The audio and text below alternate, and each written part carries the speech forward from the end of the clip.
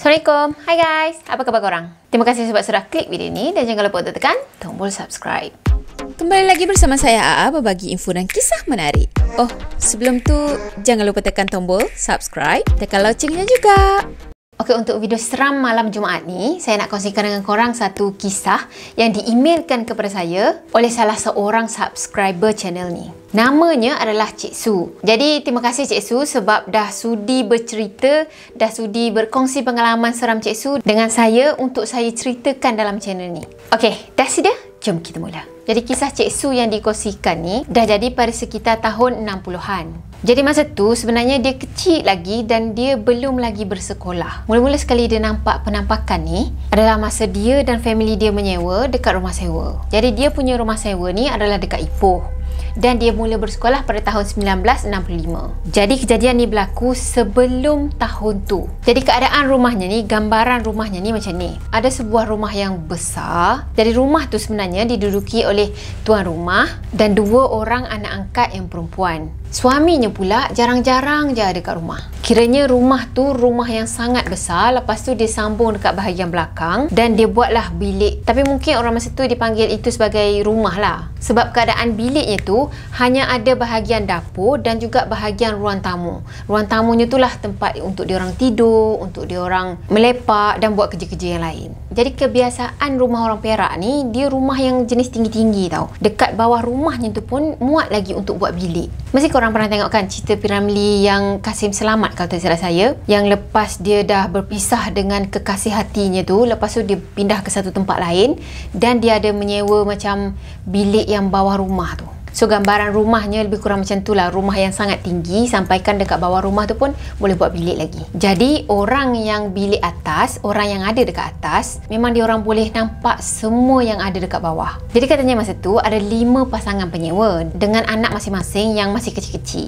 Dan rumah tu, rumah sebesar tu sebenarnya ada satu bilik air. Kiranya bilik air tu akan dikongsikan dengan tuan rumah dan juga penyewa-penyewa yang lain. Jadi masa tu keluarga Cik Su ni, dia menyewa dekat bahagian atas rumah tu. Dan bilik yang dia sewa tu ada terletak dekat bahagian belakang rumah. Jadi bilik dia akan menghadap bahagian belakang rumah lah. Jadi kalau tengok ikut tingkap bilik dia tu je, dia boleh nampak pokok-pokok herba, pokok rambutan, jambu batu, dan juga dia boleh nampak tandas yang sebiji yang disediakan untuk semua orang tu. Jadi setiap bilik yang disediakan ada 2 tingkap dan tingkap-tingkap tu semua akan dipasang jaring besi yang macam jaring penjara tu. Katanya masa tu Mak Cik Su ni dia adalah buat langsir yang separuh tingkap tu yang macam era-era 60-an. Jadi sebenarnya daripada salah satu tingkap yang ada dekat bilik dia tu, dia boleh nampak semua benda yang ada kat dalam bilik air. Sebab dia punya bilik kan tinggi, so dia boleh nampak semua bahagian bawah. Dan bilik air tu sebenarnya dia macam tak ada bumbung tau. Jadi kalau Cik Su ni tengok daripada salah satu sudut, daripada tingkap dia tu, tengok ke arah bilik air, memang dia boleh nampak semua benda yang ada dalam bilik air tu. Sebab tak ada bumbung kan. Jadi sebenarnya bilik-bilik yang kecil dan juga rumah yang besar tu, diorang semua tak ada bilik air tau. So kalau untuk mandi, untuk bersihkan pakaian, untuk sediakan bahan masakan, yelah macam nak giling cili ke, nak basuh ikan ke, nak basuh sayur ke apa kan, semua benda tu diorang akan buat dalam bilik air tu. Termasuklah tuan rumah sendiri. Kalau time masak je, mak dia ni akan bawa satu dulang yang besar.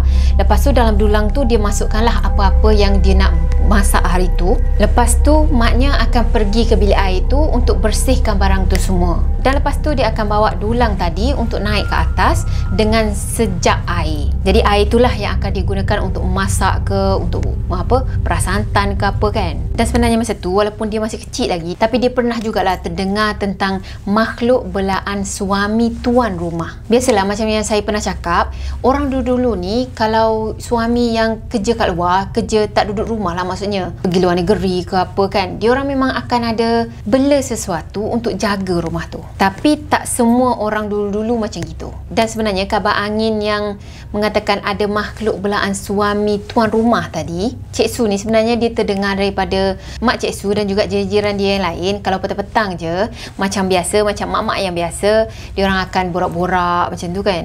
Masa borak tu habislah terkeluar benda tu, benda ni. Alah, kadang macam borak-borak kosong sambil-sambil tunggu suami tu balik kerja kan. Dan biasanya Cik Su ni cakap Maknya tu tak izinkan, tak benarkan dia duduk kat sebelah maknya, time maknya tu berborak dengan kawan-kawan dia. Tapi memang kalau orang dulu-dulu dia macam tak bagi tahu anaknya tu dengar perbualan dia. Mungkin juga sebab maknya masa tu duduk bercerita tentang hal-hal macam ni kan, hal-hal gaib semua kan. Sesuatu yang susah untuk diterangkan pada anak-anak kecil. Tambah pula takut anak tu takut ke apa kan.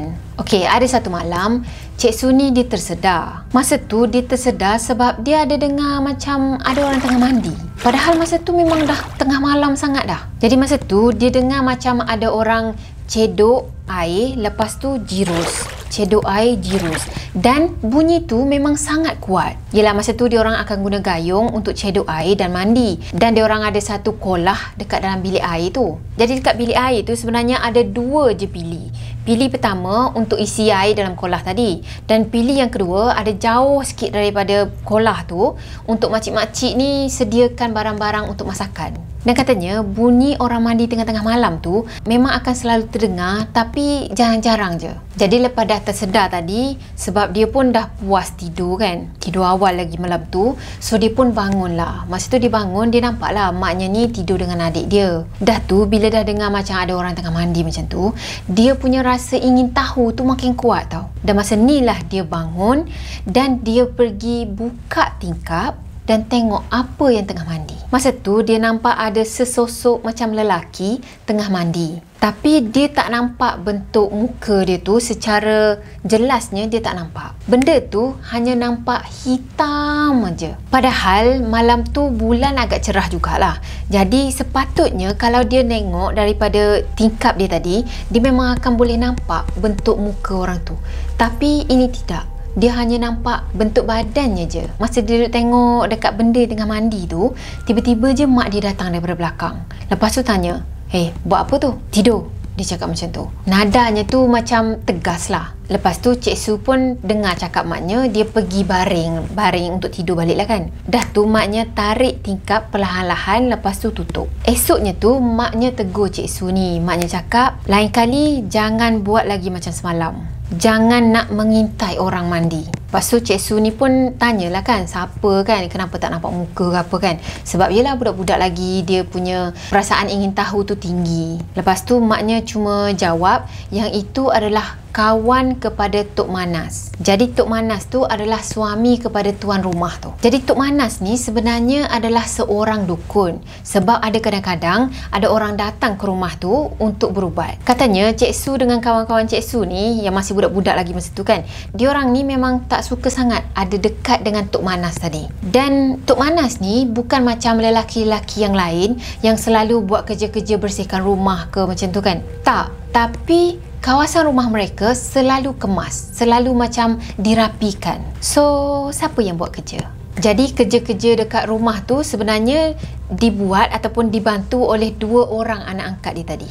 Jadi bila Cik Su ni agak dewasa, dia pernahlah terlihat kelibat-kelibat dekat sekolah, dekat asrama. Dan tak lama lepas tu, dia bertugas sebagai seorang cikgu. Dan biasanya, makhluk-makhluk yang dia nampak tu hanya ada 3 jenis je. Dia pernah nampak kelibat macam kawannya Tok Manas tadi, yang kelibat bentuk tubuh manusia tu je. Lepas tu, dia pernah nampak makhluk yang tak ada rambut, tak pakai baju dan warnanya tu macam colour biru muda macam tu. Badannya kurus ataupun slim dan dia bergerak tu macam ada gerakan-gerakan dia sendiri. So itu adalah apa yang diceritakan oleh dia, dan dia juga ada share cerita yang jadi dekat anak dia. Okey, ni cerita anak dia Kejadian ni berlaku dalam 11 ke 12 tahun yang lalu. Masa tu anaknya ni nama Wanda. Wanda ni menuntut dekat ataupun belajar dekat UM, Universiti Malaya kan. Jadi masa tu sebenarnya adalah musim pemilihan wakil pelajar. Jadi sebab antara kawan-kawan dia, Wanda ni ada kereta, jadi kawan-kawannya tu minta tolong dia untuk hantarkan barang-barang untuk buat kempen nanti dengan kawan dia pergi hantar dekat luar kampus. Jadi diorang keluar tu memang agak lama lah, sampaikan dekat tengah malam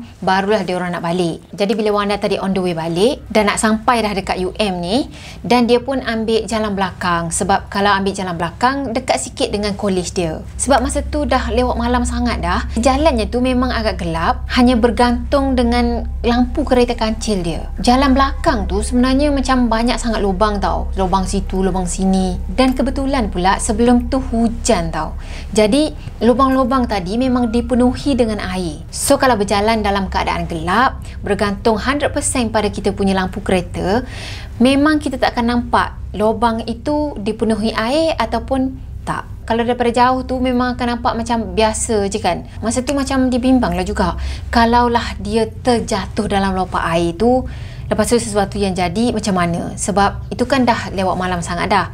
Memang jarang orang lalu kawasan situ. Lepas tu tiba-tiba je kereta tu berhenti. Rupa-rupanya satu tayar kereta dia tu dah masuk dah ke dalam lopak air tadi. Dan tayar tu dah terlekat dah dekat dalam lubang. Tak boleh nak buat apa dah kecuali dia angkat keluar. Masa tu dia cemas, dia memang tak tahu nak buat apa dah. Lepas tu dia berdoa banyak-banyak supaya boleh teruskan perjalanan malam tu. Dan dia tekan kuat-kuat minyak tu, kuat-kuat lah boleh berjalan lagi kan. Masa dia dalam ketakutan, dia dalam cemas, sambil-sambil berdoa tadi, tiba-tiba je dia nampak ada satu motor. Dan motor tu datang daripada arah belakang. Makin lama makin jelas, makin lama makin jelas kan. Lepas tu motosikal tadi berhenti. Dan penunggang motosikal tu adalah seorang lelaki. Dia terus datang kepada Wanda tadi. Pembonceng motosikal tu pula seorang perempuan. Dan perempuan tu hanya tunggu dekat motor tu. Beberapa saat lepas tu datang pula 2 buah kereta daripada arah depan. Dan kedua-dua pemandu daripada kereta tu keluar daripada kereta terus pergi ke arah Wanda tadi. Yang peliknya, diorang ni semua tak ada bercakap apa-apa. Diam je, tapi terus datang ke arah Wanda, pergi ke kereta kancil dia tu, angkat kereta kancil tu, dan cara diorang mengangkat kereta tu macam benda tu terlalu simple untuk diorang. Cara mereka bekerjasama tu pun macam agak pelik sebab diorang tak ada komunikasi antara diorang. Diorang datang, angkat, dah. Dan Wanda ni pula yang ada dekat tempat kejadian tadi, dia macam terpaku lah kan. Siapa yang datang? Tak ada cakap apa-apa dengan dia pun, terus pergi ke arah kereta, angkat kereta, lepas tu dah keluarkan tayar tadi, terus pergi ke kenderaan masing-masing. Macam diorang tu semua tak perlu nak bersuara apa, diorang dah faham dah keadaan ataupun situasi yang Wanda ni alami. Dan belum sempat lagi Wanda tu ucap terima kasih, diorang tu semua dah pergi ke kenderaan masing-masing dan berlalu pergi. Tapi itulah, tak tahu juga, mungkin itu betul orang je sebenarnya datang untuk tolong. Cuma yang peliknya, kenapa tak bertegur siapa? Biasanya kalau kita nak tolong orang, nak tolong angkat kereta orang tu, itu kereta kepunyaan dia kan. So mestilah kita sendiri minta izin dulu walaupun nak tolong. Mungkin kita akan cakap, kenapa dek, tayar rosak ke? Ataupun adalah interaksi antara kita kan. Tapi ini tak ada interaksi langsung. Dan macam dia sedia maklum, dia dah faham dah apa yang tengah jadi masa tu. Itu yang pelik kan. Tapi wallahualam lah. The end. Kena cakap juga. Okey, sekali lagi terima kasih Cik Su sebab dah share dengan saya cerita ni. So untuk korang yang ada cerita-cerita seram yang menarik yang nak di-sharekan dengan saya, korang boleh send ke email saya, ada di ruang description dekat bawah. Jadi saya rasa sampai di sini dulu untuk video kali ni. Saya harap korang suka video ni, dan kalau korang suka video ni, jangan lupa tekan tombol like, comment, share dan juga subscribe. Jumpa lagi di next video. Bye bye. Assalamualaikum warahmatullahi wabarakatuh. Bye bye.